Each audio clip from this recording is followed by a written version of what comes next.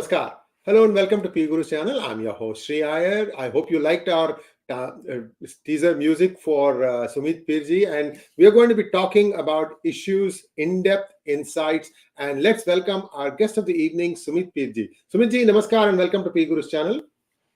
Shri sir, namaskar, pranam, vanakkam, sadhuva. Thank you very much for the invitation. Always a pleasure, sir.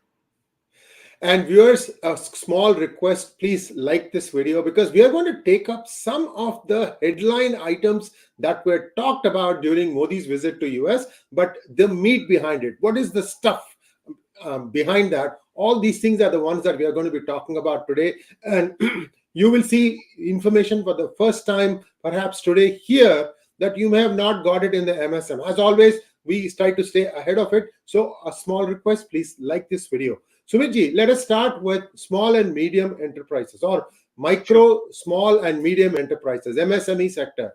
This has been always saying that, oh, look, we have been suffering for the last, UPA destroyed it. There is no second way to explain that. Now, green shoots are coming and there is a new initiative that the Modi government has started. Let's take a quick look at that, what they call it as OCEN. Sumit ji, please, take a few minutes explaining this. How does an SME entrepreneur benefit from this? What kind of schemes are being planned? And then we'll go to the next big one about digital initiative. Sure. Shri sir, let's do the Sri Ganesha. So now the question here is that, when we talk of SME, what you rightly said, I compliment you for the opening remark where you said UPA tried to now I want to say UPI because UPI is so much prevalent than UPA. Yes. UPA tried to destroy this SME sector. Why? It is very important for our brothers and sisters here to get a perspective. Today, America is the biggest economy, 23 trillion and all. Where does 60% of the GDP come from? 60% of the GDP comes from SMEs, small and the medium enterprises. It can be a flower shop, restaurant and all. People have this wrong conception. America is about Microsoft, it's about Lockheed Martin, it's about Amazon, it's about Google. No, they only are more, they are not even 10% of the GDP. 60% of the GDP is the SME. So for any economy to flourish and to become what Americans are today, to have those kind of GDP numbers and more, you have to focus on the MSME sector. That is what the whole game is about. Now, what was MSME and SME called in our country? They have given it a name of Pakodanomics. Pakodanomics. So, they are trying to make fun of it. And let me give you some numbers. Why was this fun? Why was these names and connotations being given to MSMEs and all? Because somewhere down the line, that UPA did not want MSME and SMEs to go to a level which can take India to the next level. Now, the usual conception or the misconception of all of people, including me, by the time I didn't go into it, a few years back, was chota mota business, it's a small business. How does it impact? What is this golgappe wala? What is this all? They are all small guys. It's just, it's nothing. That's the usual thing which comes and hits your mind. Now, let me give you some hard-hitting data. In India, 110 million jobs. Suniega, 110 million jobs are created by SME sector. 110 million jobs are created by SME sector. On average, one SME employs 3 to 5 people. Even if it's a so-called pakoda wala, there are 3 people which are employed with him, besides himself. So, and when you talk of the exports of India, which was $770 billion last year, financial year, 40 to 45% of the exports are given by MSMEs. They are the people who are giving those exports.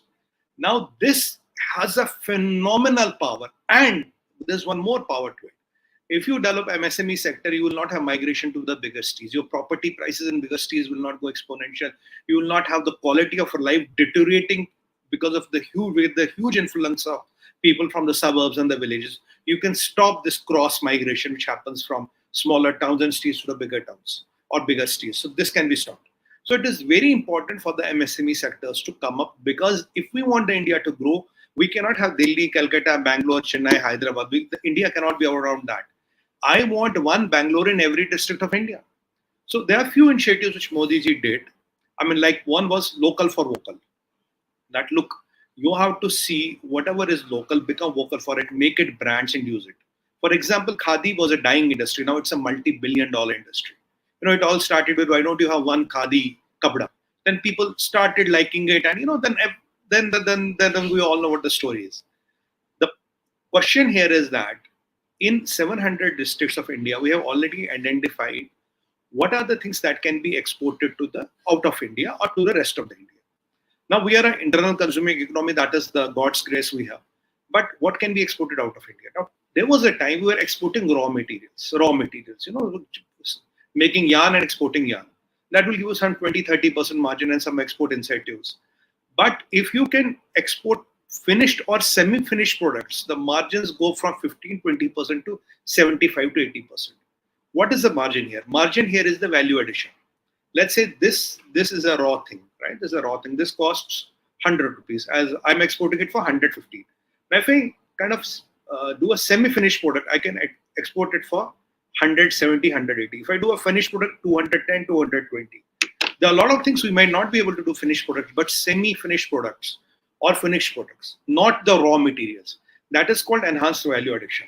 So wherever you find a product, wherever you find a thing, do the enhanced value addition and add on to it. Now, recently, I think there was an IIM which was opened in Cuttack, if my memory serves me right. And Modi ji was on the TV. He said, look, I have put 200 crores on the campus. You have the campus,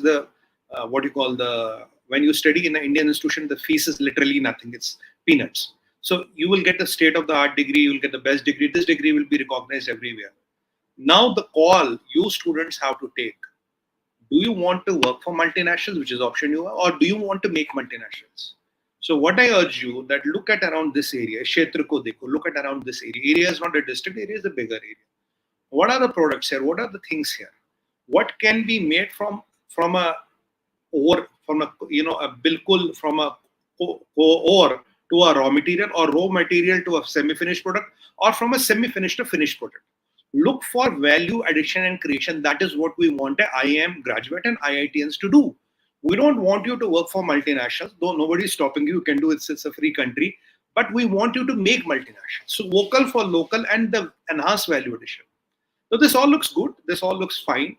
Now, what are the challenges we are facing? Because I will be, brief today. I can't, because I have to finish everything in 15 minutes, precisely here and there topic. So what are the challenges we face? When we look at the MSMEs, the challenge with the MSMEs is MSMEs don't get even 8 to 9% of the total credit available in the market. That is a reality of India, which is unfortunate today. People, the big boys of the world, they get the maximum money they want. You've seen Kingfishers, you've seen Reliance, you've seen Adanis, you've seen everybody. They get the lion's share of the money available. Why? Mostly because the problem with our MSMEs is they buy raw materials in cash and sell in credit. Now, I have to go as MSME, buy cash, give you money today. Let's say I'm buying this for 100 rupees, I have to give you 100 rupees today. And when I sell to, let's say, Mr. Ram or Mr. Teja, Mr. Teja will give me money after 90 days. So my capability to produce, sell, market and all depends upon what is the liquidity I have. Now, if I go to a bank, the problem with our banking system is the big boys, they usually have this money, which is not cash, which is all, checks and bank transfers and all. The big accounting companies like ENY, KPMG and all, they audit their books. Their systems are very good. And then it is very easy for them to get a credit. But if I'm an MSME, Sumit, I want to go to a bank. What is the process today? Let's understand the process, where the problem is. The bank will ask me, okay, what is your project report? I have to give a project report. Give me your P&L. Give me your projected balance sheet. Give me your cash flow. I give them everything. But the problem is a lot of my things happen in cash. How to account for the things what happen in cash? And what do our MSME brothers end up doing? They have to go to the local markets. They have to go to the local money lenders. They have to go to those, local banks. I don't know what to call them. You can call them some banking alternate systems. And the interest can be around 3 to 5% per month. 3 to 5% per month. Now tell me, for the sake of God, if his capital comes at 60%, he's not making 2,000%. So if his capital comes at the cost of 60%, that's a bigger challenge. Then how do you maintain the cash flows? How are these people able to go? They're struggling here, struggling there. In Hindi we call it topi gumana. Then they end up in doing, topi gumana. I mean, that is the compulsion of the day. And this market has huge potential, because we are not talking of selling the iron ore. We are not talking of selling the iron ore. We are not even talking of selling now raw material. No, we are talking of semi-finished to finished goods. Now it will need more capital, but it will need more MSMEs to come. The challenge is these brothers and sisters of ours who can take our economy to the new level and who can create multinationals in every village, state or town. What are we doing to enable them? Okay, local for vocal is good. IMs is good. MNC Banao is good. Amul is a fantastic case study. I think 72,000 crores of revenue last year. That is around roughly around $10 billion. Amul being a cooperative is the #1 FMCG brand in India. It has beaten Unilever, Nestle's and all others.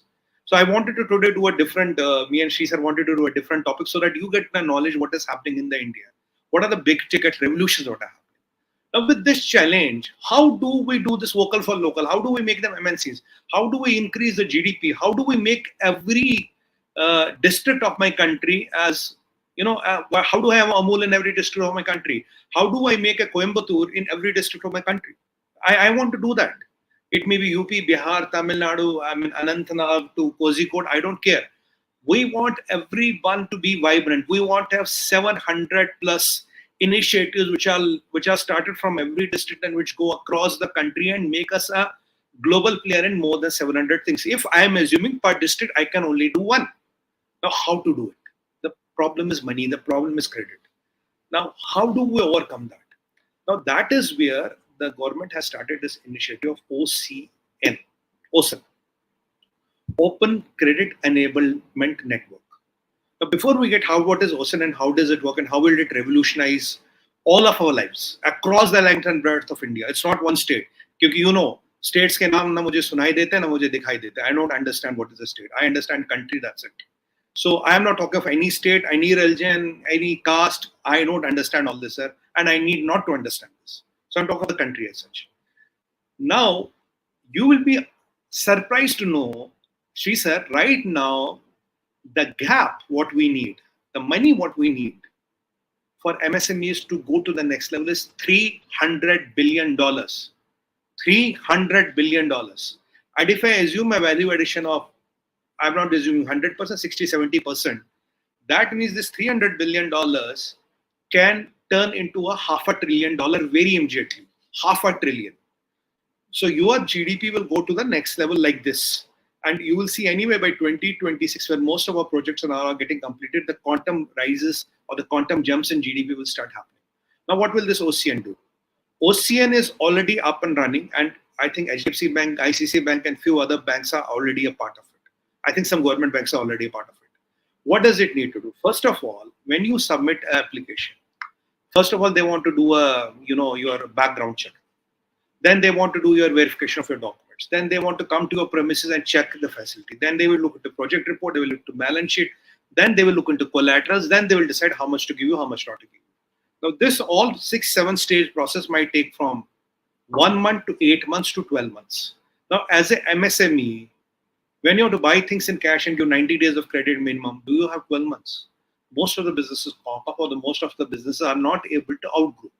So what does this have? That is where technology comes into play. Now today, we have most of us are on UPI or on payment gateways or on a lot of things, right? So what can we do? Now, for example, I'm using UPI. UPI has all my details. Who knows who is Sumit P, where do I live, what is my address, what is my PAN number, what is my Aadhaar number. Basic things about me are known, right, to the UPI. My account number, everything. So I will go and apply through UPI. First stage of verification, cross verification, that is gone. Even for the banks, let's say I'm giving a loan of 5 lakhs.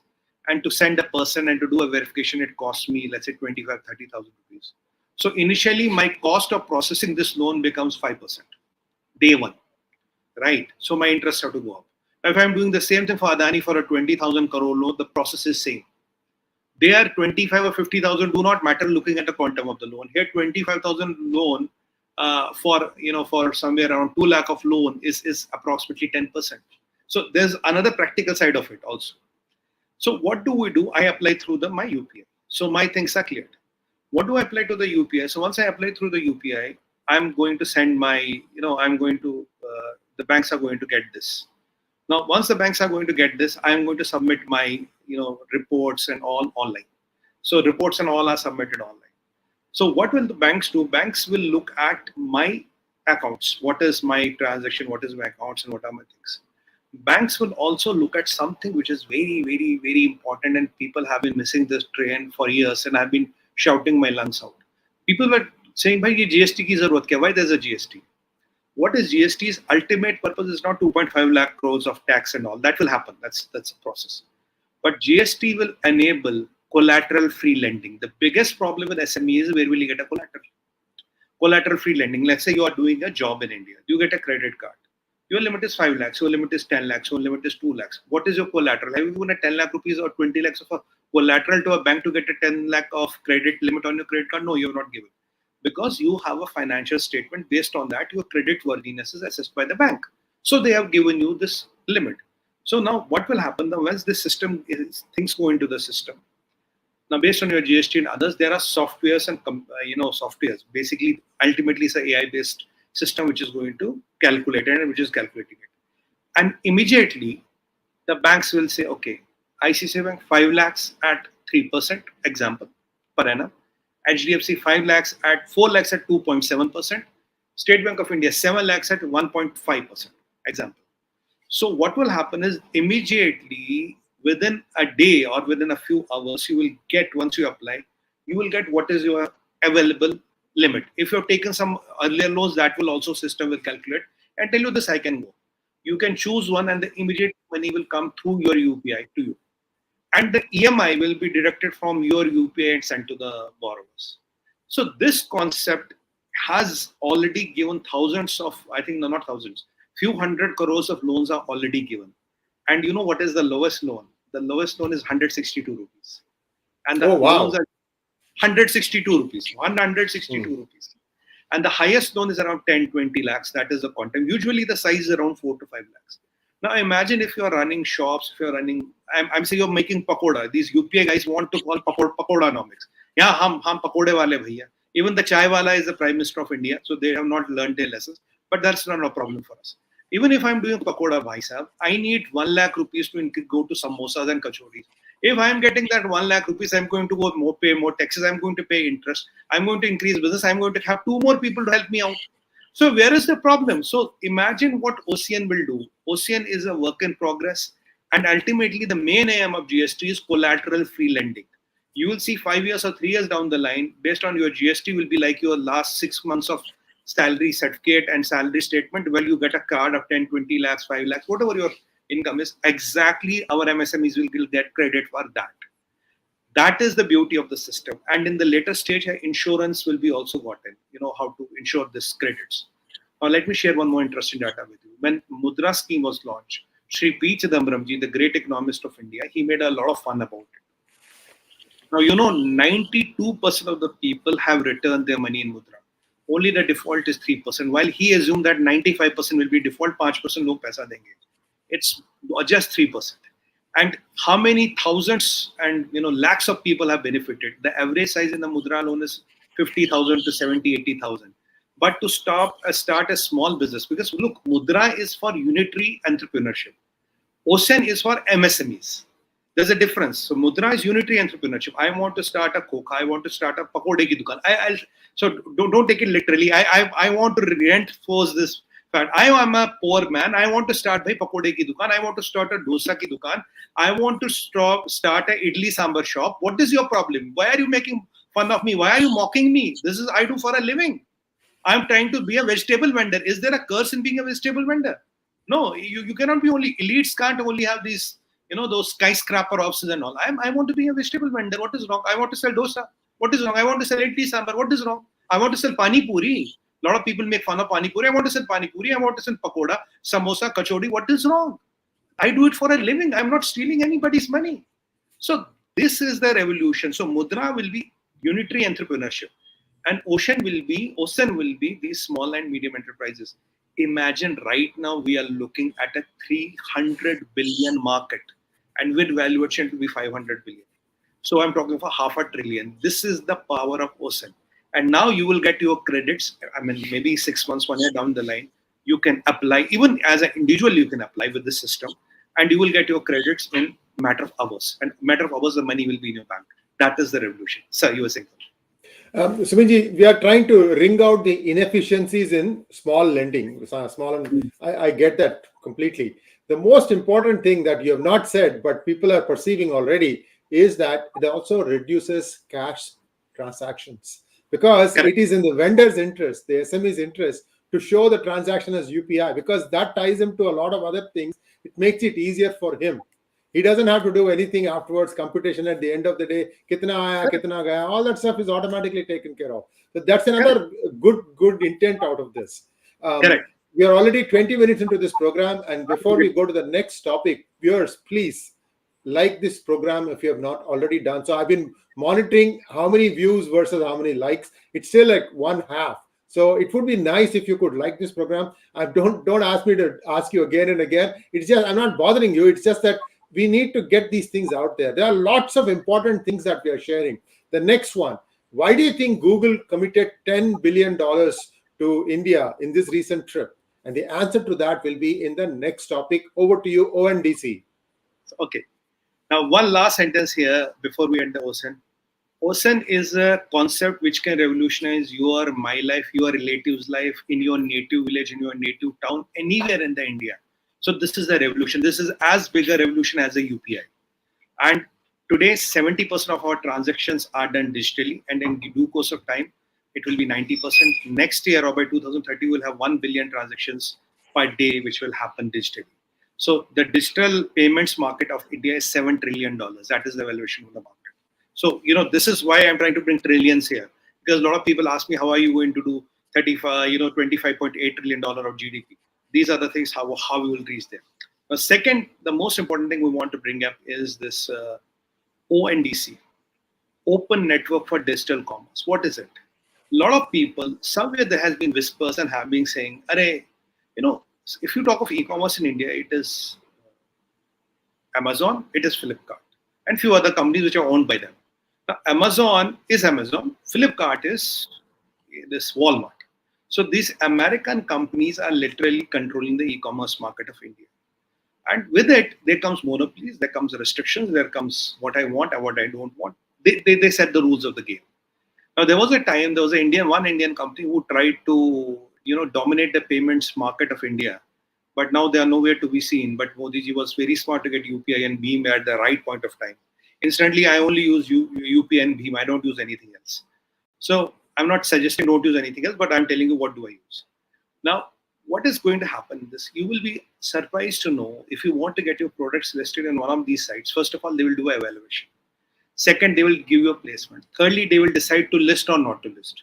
Fourthly, they will tell you, okay, let's say I want to get this pen listed. They say, oh, look, I'm already having 10 pens. I don't want any more pens. I don't think your pen is good enough. I don't want to list your pen. I want to get my handicraft item. I make this cup. I want to get this list. Oh, I don't think it's good enough. So how do the things work? And what are the charges? What is the commission? Commission is in the quantum of 40%. 40%. And that too, they will give you the space. That too, they will give you the page. That too, they will tell you, will they list or will they not? And that you have to follow to all their conditions, terms, which keep on changing. Now, for a small SME, for a small guy to comply to all these things, for bigger companies, it's okay. They can manage. They have people, they have staff, they have e-commerce departments who handle this. But for smaller companies, it was very getting difficult to get onto those sites. And then 40% is a huge money. I mean, imagine the MSME is borrowing at, 30-40%, then 40% he gives to them. So where does the poor guy go? How does he survive? So that is why if you see, these sites are essentially dominated by the big boys, brands. Because brands have that kind of money, they have that kind of leverage, they can do it. Now, if brands are going to kind of dominate them, what will happen to the MSMEs?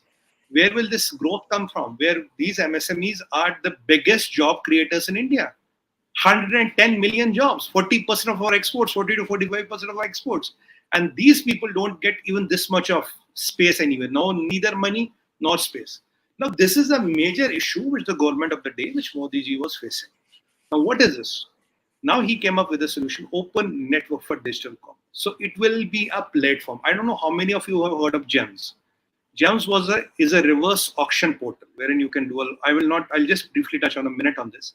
Now, GEMS has done thousands of crores of government procurement. There were a lot of people I know were coming to India and offering government their platforms this, but government decided to come up with GEMS, and it has saved hundreds of crores of rupees, right?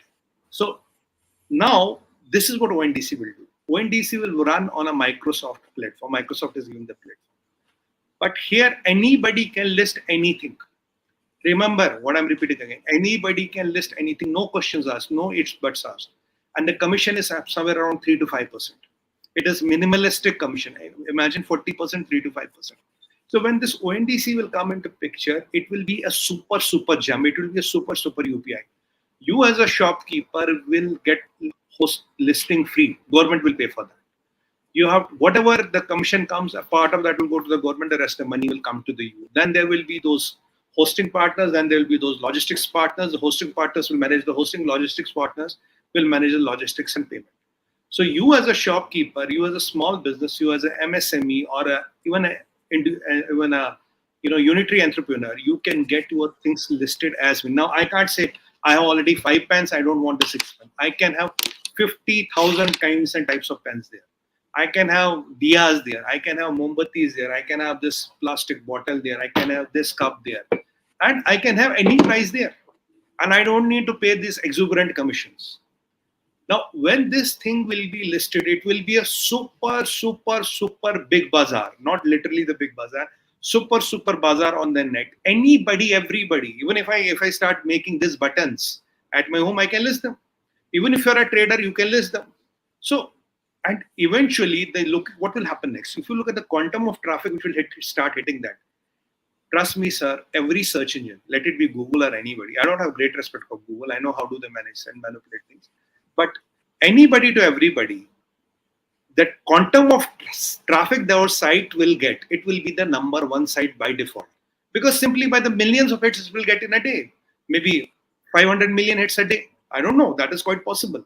So when that thing will happen, the e-commerce market of India will really become the e-commerce of India by the Indians for the Indians. Today, it's e-commerce of India by the Americans for the Indians. So that connotation and that monopoly has to change. So Flipkart, Walmart, Amazon, and their related companies, Myntra and all which they are today worried. They are really worried about the ONDC. ONDC will not even end here. Oh, I'll tell you the next step of ONDC. The next step of ONDC is much bigger. Today, you're using a Zomato or a Swiggy to order things. Now, technically speaking, from ONDC, you can exactly do the same thing. You can exactly do the same thing because, no, it's the same logic, right? You can exactly do the same thing. From food, from your, from a, say, if you also, now, ONDC will go to the next level. ONDC, let's say I'm looking for a baby star. I'm looking for a temporary driver. I'm looking for whatever things. So from amenities, food, services, billing, and it will be all powered by UPI. You can imagine how bigger UPI is getting. UPI is much bigger than Google Pay and anybody on today on this earth. And the UPI, I need to remind you, is already 38 countries. So look at a ONDC powered by UPI. Once the ONDC is up and running in India, we can extend the ONDC and UPI combo to other countries as well. Now, look at the IPR this will create. Look at the valuation as an entity or a product this will create. UPI is a fantastic product. UPI is a brilliant product. And I have not seen a product which is so robust to handle so much of traffic. There's no other product in the world which handles so much of traffic. Now, this will enable the Indian, pani puri wala, pakode wala, samosa wala, dosa wala, idli wala to get national and international, to get his business on the e-commerce. And that is what we intend to do. We don't want a few companies to control us, to tell us what to do, what not to do, what to list, what not to. And 40% commissions are not sustainable. What Shrisa rightly told, why does Google want to invest more the money in India? Because if you meet Mr. Modi, he's not a person who will give you a photo for free. So if you want to meet him, you have to tell him how much are you investing in India. So without those kind of commitments, it will not happen. And these people are getting so much of money and so much of revenues from India. But if you look at the investments into India, they're peanuts. Still, they're peanuts. So the investment has to come. What Modi ji is doing, what we are not all understanding is, he is closing the window. If somebody was smart enough to do this before he could do it, he would have got the early bird advantage. Now he's closing the window. So now today, you see all the payments of payment gateways and all the payments, what you call interfaces of India, they all have to talk through go to UPI. So UPI is the master interface. So likewise, ONDC will be the master interface, right? Maybe a Flipkart. I'm not saying Flipkart will close or a Myntra. Or they will all exist, but the master or the big brother will be ONDC. ONDC will enable anybody and everybody to take his business digital, to take his business to the e-commerce. I don't know what the things can happen. I'll give you an example. Sri sir, I want to give you an example. Now, I'll tell you of a product which I very regularly buy from Flipkart or this e-commerce. Now, usually for my puja and part, I need Ganga Jal. In market, I get these bottles, and they finish in 2-3 days. So I wanted Ganga Jal from what do you call this, from 𝗤𝙧𝙤𝘀𝘀, Brahmakund of Haridwar. I wanted Ganga Jal from Gangotri. So I went to one of these e-commerce sites. I got a cane which is this big, maybe 3, 4, 5 liters for some 300, 400 rupees. That is not important. But today, I can get Ganga Jal from Brahmakund, 𝗤𝙧𝙤𝙀. I can get Ganga Jal from Gangotri. Now, imagine, could anybody think that e-commerce will be delivering Ganga Jal to my place? Today, I am getting Itra. I use Itra in my puja. I get it from a very there's a very renowned merchant. I don't want to promote him on your channel. The very renowned merchant in Calcutta who makes the best Itra in India. I buy it from him and he ships it to me. So this bottle. Now, the question I am trying to address, or the answer I am trying to make, we don't know how many such products are there. How many such brilliant products and offerings are there? For example, 𝗒𝙧𝙤𝙀𝘀 desi ghee. It is such a desi ghee. Once you have it, you will not have anything else, as per me. But I might be wrong. So there are so many products and there are so many beauties. There are so many intrinsic things which we have in India. But today the challenge is these people are blocked. Only the big boys and the brands make it to the e-commerce. So that is again 10% of the market. 90% of the market who is not there is not able to do it. Sri sir, you were saying something. Sumit ji, this is spreading to US also. There is a group that I promote called Go Suraksha, and this is Surabhi is basically it's a ISKCON group, and they have 21 authentic cows. 21, and today you can get ghee from them. You can get the khoa, the Kalakan type of thing. Correct. Tastiest stuff that I've ever had. And then I didn't stop there. I got the gobar also, and I made my own Jeevamrutam. Jeevamrutam is fertilizer, desi style. What you have to do is you put gomutra, you put gobar, and then you have to put the local local earth where you are going to use it, and also you have to put gur, and then you mix it into a big plastic container, and then in that the fertilizer becomes, and then afterwards you just take it out. It's like a essence. Take it out, add it with water, and then you spray it on your plants. So this is fertilizer done again from the same Bos Indicus cows. So once you start expanding, right, there are so many things that you can do. So many things. It is just incredible. I just wanted to tell you that I've done this. I've covered this before also in my shows, but lately I'm seeing it becoming more mainstream. I was really thrilled when I was able to do all these things. Beautiful cows, about 5 feet tall, very, very well built. And that new beautiful hump. Bos Indicus ka hump hota hai. Correct. Only cow and only male bull which have that hump. That is the Bos Indicus cow. Very, very smart. And I just wanted to tell you that this is happening in the US also. Thank you. Sure. So thank you, sir. Thanks for letting us know. Now you see what is the potential we are unveiling. So what will happen to those small karigars, those small artisans, those small guys who are doing fantastic work? Now we will make their business national. So vocal for local, what we discussed earlier, and that enhanced value addition, no core or no raw material, semi-finished to finished products, and export oriented. And every unit, every district should have at least one special product which should be a global product. The target is right now 1. Eventually, in due course of time, we might have 5. But 1 is a talk. Right? We are talking about it. What are the back-end things which are done? This ONDC and OCEN are the 2 revolutions which are being, coupled along with UPI and are going to revolutionize the way we do business in some years to come. So that is about, ONDC and a lot of these bigger boys of the world, they are really worried. They don't know how big the ONDC will become and how it will happen. It can become as big as UPI. We have shown to the world that we can make the biggest payment network of the world, biggest payment network which can handle billions of transactions in the world and seamless. Last hangout, somebody was asking me a question. I think one lady asked me, one Vanji asked me, can we cast our votes? I told her, ma'am, technically, yes. With a little bit of this much of tweak in the software, you can cast votes digitally. So even the future course, where will it go? I don't know. I'm talking you of housemates. I'm talking about babysitters. I'm talking of samosa, idli, dosa. I'm talking of food. I'm talking of pens. I'm talking of pencils. I'm talking of everything. I'm even talking about Ganga Jal. I'm even talking about Gomutra now. I'm even talking of camphor, doodh, batti, agarbatti to doodh. So theirs is the possibilities. Now today, for example, if I want to have Nandini milk was lot in talk, recently. But today I cannot get it. But once the ONDC has started, I maybe ought to start ordering Nandini milk. I might want, milk from Mathura. I might order ghee from Andhra. So I don't know, because today these options are not coming to me. You're saying something, sir.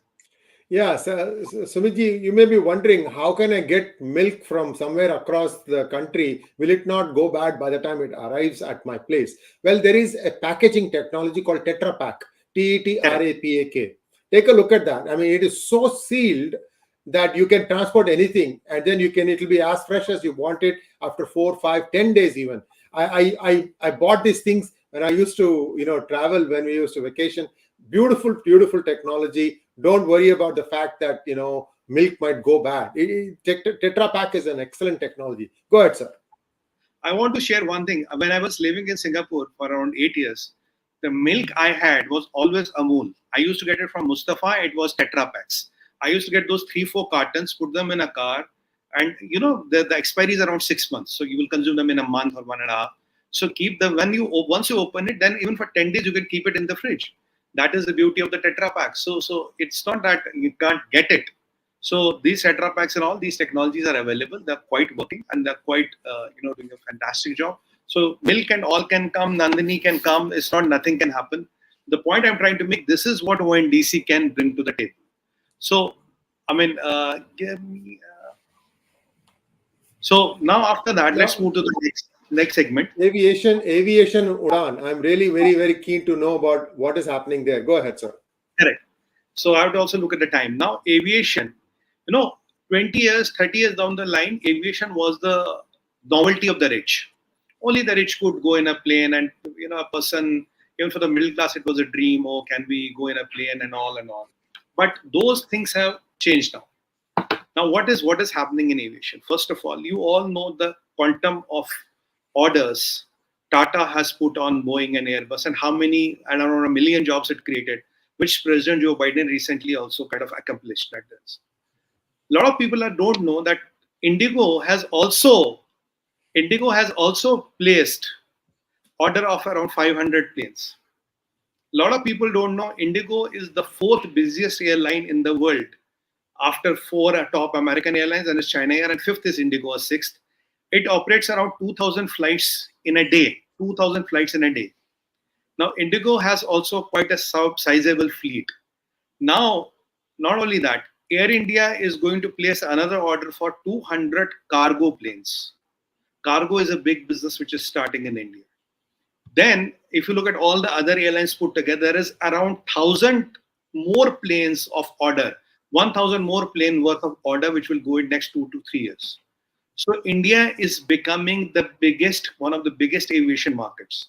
Now the CAGR of Indian aviation market is around 11 to 13%. But you'll be surprised to know the domestic market has a CAGR of 25%. Can you expand CAGR, please? CAGR, annual growth rate of the market. That means let's say the market is 1 billion. If I say CAGR is 10%, that means next year it will grow to 1.10 billion, 1.1 billion. If I say CAGR is 25%, from 1 billion it will be 1.25 billion. So 25% CAGR is the biggest CAGR of any aviation market what we have right now. That's the point I'm trying to reinforce. We are building in last 65 years, we have around 72 airports. Now we have we in next 1 year, we are going to inaugurate another 70 airports. So the number of airports has doubled. Operation Udan, wherein everybody was supposed to fly and you were using those smaller planes so that, you can seal the ticket and you can see the quantum of money which you have to pay for a ticket. Now, more and more Indians are getting to a plane. I remember 20, 30 years back, I used to travel. The central seat of the plane was always empty. There was nobody. Now, today, if you get into a plane, there's hardly any seat empty. What is the idea? The idea is you move people. Earlier, there was a situation. People will go in buses, right? Then the stage came, people will go to trains. Train was considered a novelty. Even without it was only one or two AC components. The rest was just what we call the general class with the fans. That was considered a novelty. Yeah, from a bus you're going to a train. At least you have a toilet and somebody can offer you some food and all. You can sleep a bit. Now, eventually, the number of sleeper classes increased. Then happened, number of AC coaches started increasing. Now you have AC trains only. These Vande Bharat and Shatabdis and all. Now all the new trains are by default AC trains. Metro also. Yeah, it's all AC now. I mean, AC. There used to be one AC. I mean, when I was a kid, there was only one train called Rajdhani which used to be AC. Minus that, I don't know about any other trains. Right. Rajdhani was as elite. Elite will travel in Rajdhani. Now you see, all the new trains are by default AC and food, pantry, bio-toilets and all. Now, where is the mission going to be? We transport one Australia in trains daily. We transport one Australia in our trains daily. Now, what is the mission? We want people to move from trains to planes. Trains to planes. Make it a necessity. Make traveling an affordable necessity, not a luxury. So I have seen when planes were a luxury. I have seen where AC was where train was a luxury. I have seen where AC coach was a luxury. I have seen where sleeper class was a luxury. I have seen where Rajdhani was a luxury. I have seen now the AC train and the metros are normal. Without AC, you don't have AC to chahiye. Bio toilets, food and being served and pampered, that is natural. Now, airlines are okay. If you have to go to Delhi to Bangalore today, you don't think of a train. 99% of will not think of a train. They will take a plane. Even from Delhi to Jaipur, people now go in a plane where it takes 4 hours by car. So in US, people allowed to drive cars. Here, we're allowed to get into planes. Because still plane is a necessity. What is the mission? The mission is Operation Udan and opening airports in those tier 2 and tier 3 states. You were saying something. No, Udan also incentivizes these airline companies to go to smaller destinations. I believe the amount is like 50%. Whatever incurring cost, there is you get back 50% from the government. It's a very powerful discount. I have myself seen with my eyes, every 200 kilometers there's an airport in Karnataka, Sumit. There is Bengaluru, 150 kilometers Mysore, there is an airport. Another 150 kilometers due west, Mangaluru, there is an airport. There is another airport in Hubli. Hubli ke baad, then Belgaum. And Belgaum, then you're getting into Maharashtra. So there is Solapur, and then Pune Nagari, and then Mumbai. So every 150 kilometers, you're getting airports now. These are not big airports, but you can land big planes if you want to. But they usually fly like 30-seater, 50-seater, that sort of stuff. Small, compact planes, full. Like you said, it is full. Yeah, absolutely right, sir. Now imagine when 70 new airports are coming. So the density will be much lesser. The distance will be much lesser. Now, what is happening? What is the bigger game? Bigger game is that everybody should be able to fly. Now, imagine the market wherein I'm talking of. I'm assuming not 100%, 50% of the market you can trade to aeroplanes. Shri sir, dekhiye, I'm talking of around 1 crore people flying every day. 1 crore people flying every day. 10 million people flying per day. I mean, you can imagine the quantum of business I'm talking about. You can imagine the industry we're talking. What are we doing? First of all, we're opening the airports. It's a beautiful presentation where you're seeing the airports. Now, they will be 140, and the idea is to take them over 500. The bigger game plan is to take them over 500 around 10 years down the line. Now, what is India doing? First of all, there are a lot of manufacturers who want to come and set up shop in India, like the Embraer, the Bombardier, Embraer, and other these Cessna guys and all these who make these smaller planes. They are the first ones. They are looking to set up shop in India because they know these smaller routes where the smaller planes will go. So they will have a business. What is India doing? Now, after the aircraft engine, after the jet engine, why jet engine was important? Because we are doing our own two things. One is a SARAS. Saras is a small plane where everything, prototypes and all are ready. It will be some around 32-seater. Now there's a bigger version which will be a 72-seater. Again, prototypes and all are ready.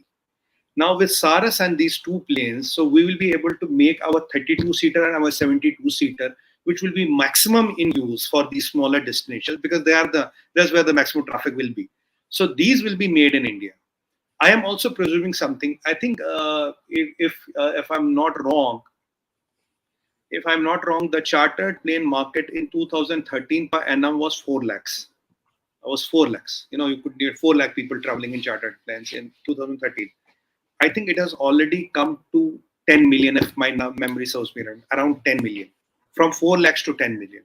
So even in the long run, you will be making those smaller planes in India. So smaller planes, those 32-seaters and 72-seaters, they will be made in India. Then Air India will be buying a lot of cargo, transporters. Third thing which will happen, there were a lot of routes in the UPA tenure which were given to these Emirates and Qataris and all, where the money is. Now, by the end of this year, those contracts are ending. So when these contracts will end, you will see Air India becoming a global carrier. Sir, mark my words today. Air India was not invested or disinvested in to run another domestic airline. Air India was invested or disinvested in to make it a global carrier. One day, Air India will be competing with American Airlines and the biggest players of the world. Now, when you have these beautiful and money-making routes where the contract ends with Emirates and Qatars and all of the world, these all routes will be taken by Air India. Soon, within 1.5 years, we will have Air Indian flights going across the world. And what is the bigger plan? We want to make India as an aviation hub. What are we doing for that? MRO, maintenance, repair, overhaul or operations. You might say overhaul or operations. So when MRO facility comes to India, you will be able to repair these aircrafts, you will be able to do the maintenance, you will be able to do the docking. Because if you want to be an aviation hub, you must have MRO, you must have cargo, and you must have those airlines which are global.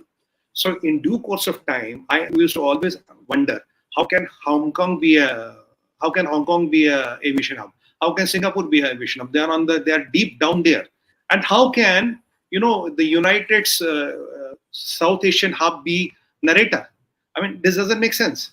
So India is centrally located. Logically, it should be India, but India did not have MRO. India did not have cargo. India did not have international airlines. India only had domestic airlines. And India did not have, in fact, manufacturing capabilities and international players manufacturing in India. So when you look at this, and when I am assuming at a market of 1 crore passengers per day taking flights, 1 crore, 10 million per day, you can imagine the quantum of business, the trillions of dollars of industry I'm talking about. So 200 planes will be more ordered by Air India. I think Indigo will be ordering more cargo planes. Then MRO facilities are coming. And by the way, Rafale, which we got from the French, the MRO for Rafale will be in India. All the Rafales which are sold in this region, including Middle East, the MRO facility will be in India.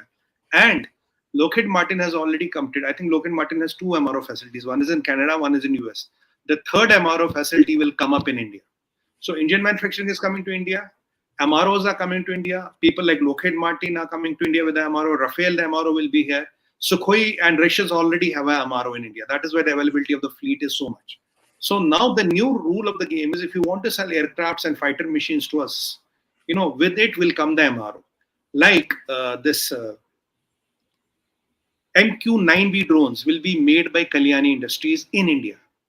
That point I missed last time. MQ-9, this Reaper MQ-9 drones, the Reaper MQ-9B drones, which we are getting from the United States, will be made by Kalyani in India, Kalyani Industries. And the engine from GE will be made by HAL in India.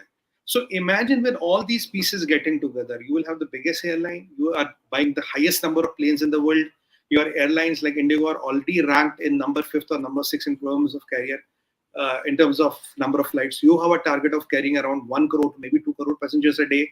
Now you have MROs coming up, you have manufacturing coming out, you have these big boys and the small boys wanting to come up here. You want to make India a cargo hub. Then there's one more business. Transporter to cargo, cargo to transport, where you will kind of change the plane from a transporter to cargo and retrofitting, what we call it. Today, it is done by Singapore. There's a company called ST Engineering which does it, which is number 1 in the region. But logically speaking, eventually they won't be able to beat us in the cost and beat us in the capabilities. So if you put all these 3, 5, 6, 7 pieces together, we are talking of a multi-trillion aviation industry. very soon, I think Indian aviation will be next to American aviation and higher than Chinese aviation. Because China will not get the technology and does not have so much of manufacturing capacity and all. And China has a lot of problems. So Indian aviation industry will be second best, or maybe one point of 10, 20 years down the line, even go ahead of the American aviation industry because of the sheer volume of people which will be getting into planes every day.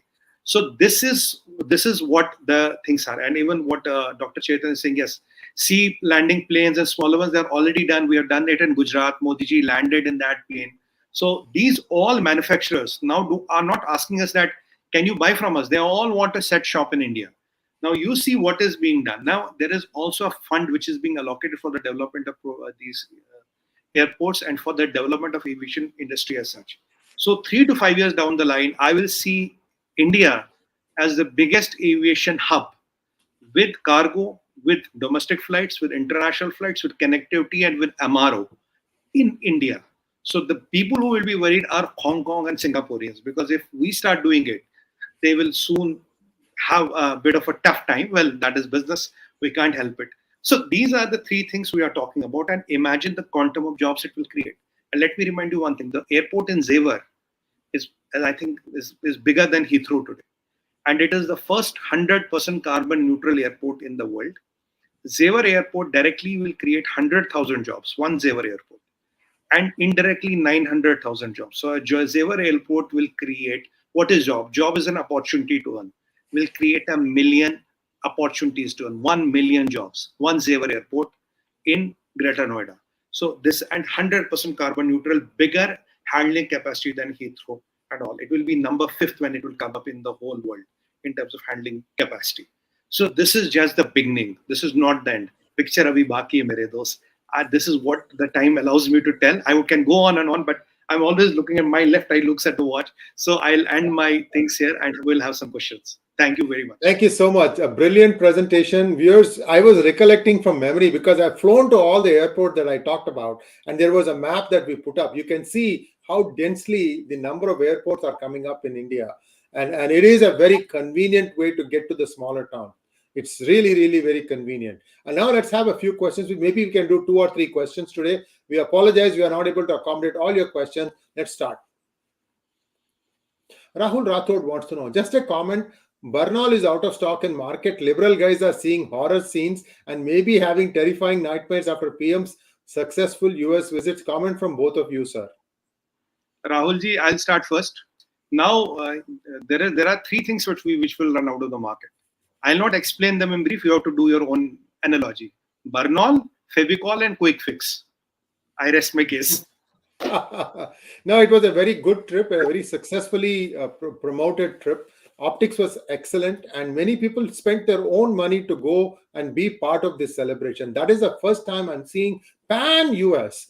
I was talking to so many of my friends. They were going from Dallas, they were going from West Coast. It's like a 1 day to go up and 1 day to come down. So it's like 3 to 4 days they were allocating. Basically, the week is spent just traveling. So, and everybody did it on their own, because there is now a feeling that Mr. Modi has to, or the BJP has to come to power in 2024 for this momentum to continue. And especially seeing the other side, meaning like Rahul Gandhi's disastrous visit, where he was filling up meetings with people from other countries to make them up look like Indian. This is a joke. See, this is a contrast that you are seeing. So we'll also have a more realistic view on Monday evening, when Rajiv Malhotra and I are going to talk about a little bit more than beyond the optics. What is happening with Obama there? Why did he have to kind of take the wind out of sails of the address? The same day that interview also comes up. All that stuff we are going to talk about. So that will be on Monday. But I think for now, everything is, you've heard everything from us on the positive optics of it. Next question, please. Mr. Bharani wants to know, Russia, there is an overthrow attempt, and what are the impacts? We are heading for nuclear war after this in Ukraine. Both India and China get large amount of fuel. Will the price reach above $150 a barrel? Mr. Barney, namaskar. Sir, we hope and pray this does not happen. Things are unfolding there.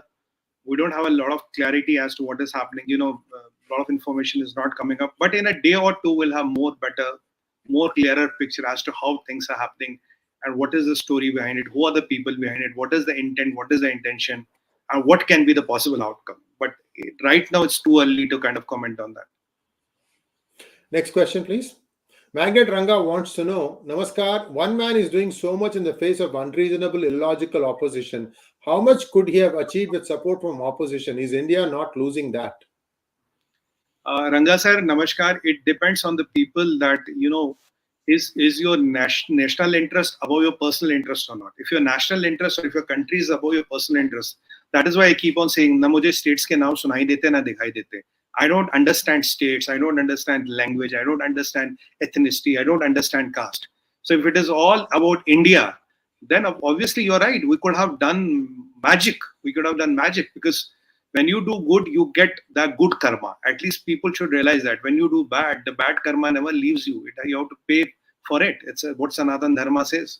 These people don't even seem to have the basic knowledge of dharma and karma, of what to explain them and what all can be preached them. Next question, please. Thank you, Pardeep Shori. Opportunity for Bharat Vishwaguru in Russia. Pardeep ji, we have to wait and watch how the Russian situation unfolds. And obviously, our MEA will have a very close watch on it, and they'll be watching the situation carefully and closely. My doubt is who's orchestrating this? Why all of a sudden did this happen? There can be anybody who can be orchestrating it. And is there something which people are trying to hide to flare up something else? So these are all the things which are too early to comment on. But there is something I can tell you with 100% conviction at my command. There's something more than what the eye can see. There's something more than what the eye can see, but it will come in a day's time or so. So we are also working on it. We are talking to a lot of people to see what is the story behind the story. Kahani ke piche kahani kya, that will bring to you. Next one, please. Dr. Chetan, thank you so much. Trade-free zone at major airports must be implemented. This creates massive job opportunities for locals. Right, absolutely. Yeah, my take on this, Dr. Chetan, is you are seeing that the personal income tax levels are coming down. That slabs are going up and the actual taxation is going down. This is paving the path for zero personal income tax and just taxation on your consumption. If you can think of a zero personal income tax across India, then the entire India is facing essentially a trade-free zone. See, the free zone is what? They take away the burden of taxation on you. If personal income tax is reduced and only consumption tax, which is GST, is levied, so you see this ramp will come down and that ramp will go up. The GST ramp will go up. And once that stabilizes, then GST will have fewer slabs to make it more normalized. All these are all efficiencies. A lot of infrastructural efficiencies are being put in by this government, and that's how you have to take a look at it. These things take time. So time is the one factor that you have to be patient about. Until then, you can see the ground. I have traveled myself, guys. I'm not just looking at a map and telling you that there is a airport in Hubli, Dharwad. There's an airport in Belgaum. I've landed there. I've flown there, so I know exactly what's going on. Next one, please.